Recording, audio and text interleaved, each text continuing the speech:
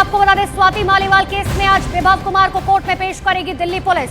स्वाति मालीवाल से बदसलूकी और मारपीट मामले में पुलिस ने विभव कुमार को गिरफ्तार किया था, जिसके बाद उन्हें 5 दिन के रिमांड पर भेजा गया था। आज विभव की रिमांड खत्म हो रही है। दूसरी तरफ स्वाति मालीवाल ने विभव कुमार के साथी अरविंद केजरीवाल पर भी गंभीर आरोप लगा दिए हैं। उन्होंने दावा किया कि जिस वक्त उनसे मारपीट हुई, केजरीवाल घर पर ही थे, लेकिन उन्हें बचाने नहीं आए।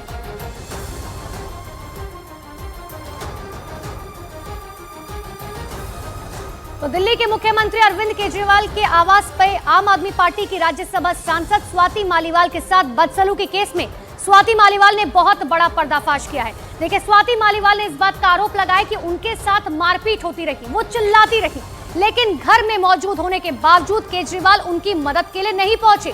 स्वाति मालीवाल ने यह भी कहा कि विभव ने उन्हें जान से मारने की धमकी दी, बदनाम करने की धमकी भी दी, लेकिन मुख्यमंत्री निवास में कोई भी उनकी मदद के लिए नहीं पहुंचा।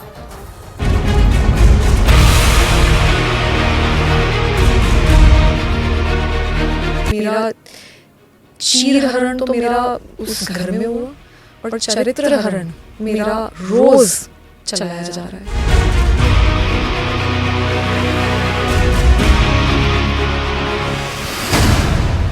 स्वाति मालीवाल बदसलूकी केस में सबसे बड़ा पर्दाफाश।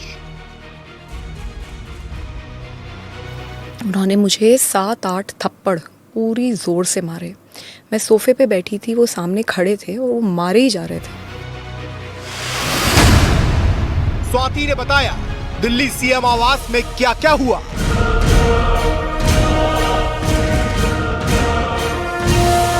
क्योंकि फैक्ट ये है कि मैं ड्राइंग रूम में थी, अरविंद जी घर पे थे और मुझे बहुत बुरी तरीके से पीटा गया। मैं चीख रही थी, चिल्ला रही थी, पर कोई आया नहीं।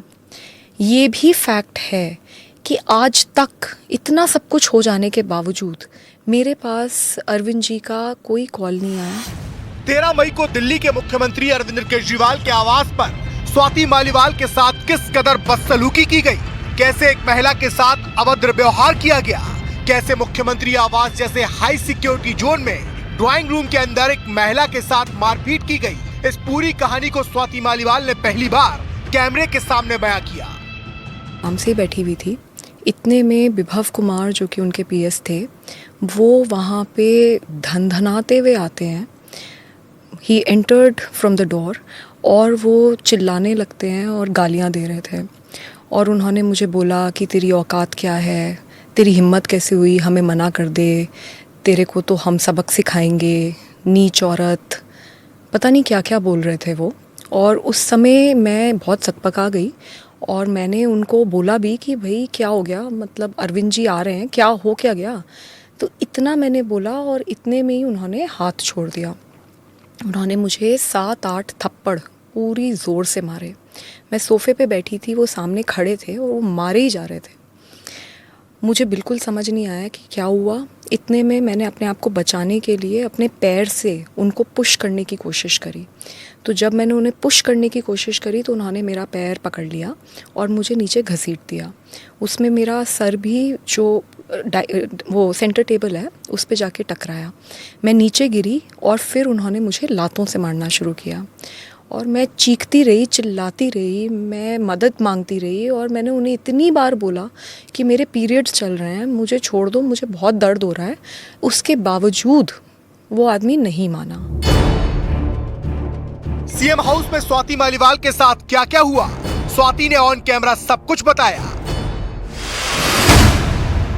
स्वाति ने बताया मुख्यमंत्री आवास में विभव कुमार ने उन्हें 7 से 8 थप्पड़ मारे। विभव कुमार ने उनका पैर पकड़कर फर्श पर घसीटा। स्वाति ने बताया कि विभव ने उन्हें बदनाम करने की धमकी दी, रेप और जान से मारने की धमकी भी दी गई, लेकिन घर में होने के बावजूद केजरीवाल उन्हें बचाने नहीं आए। मैं कॉल कर रही थी तो उसने मुझे देखा और उसने मुझे बोला कि तुम कुछ कर लो, हमारा कुछ नहीं बिगाड़ सकती और तुमको तो मार के गड़वा देंगे, हड्डी पसली एक कर देंगे।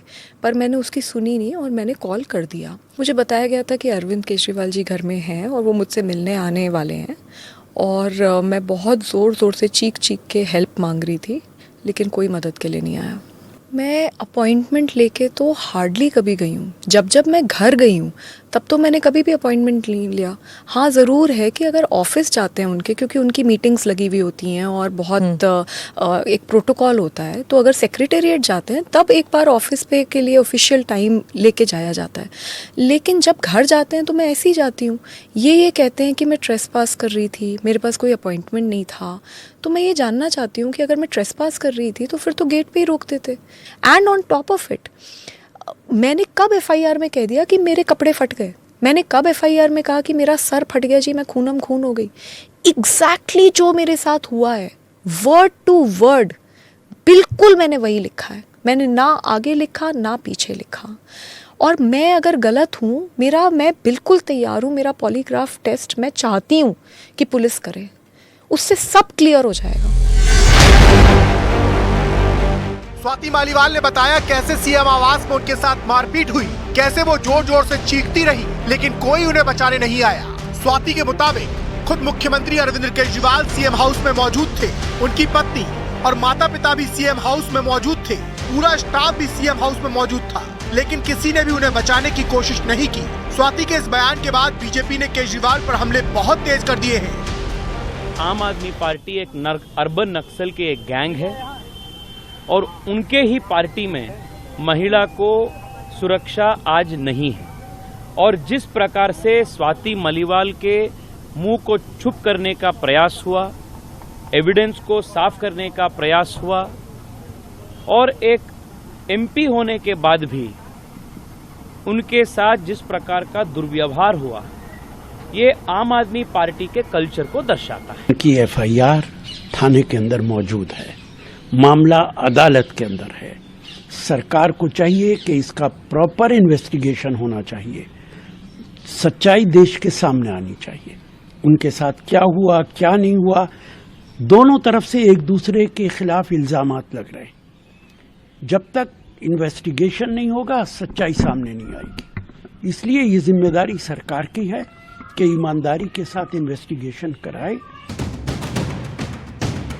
स्वाति मालीवाल से बदसलूकी केस में आम आदमी पार्टी बुरी तरह से फंसती नजर आ रही है। ऑन कैमरा स्वाति मालीवाल ने जो गंभीर आरोप आम आदमी पार्टी पर लगाए हैं, केजरीवाल उन सभी आरोपों पर चुप्पी साधे बैठे हैं, जिसके बाद स्वाति के सब्र का बांध टूटता जा रहा है। हालांकि स्वाति ने भी क्लियर कर दिया है कि कितना भी दबाव डाला जाए अब वो किसी के दबाव में नहीं आएंगी और न ही राज्यसभा की सदस्यता से इस्तीफा देंगी।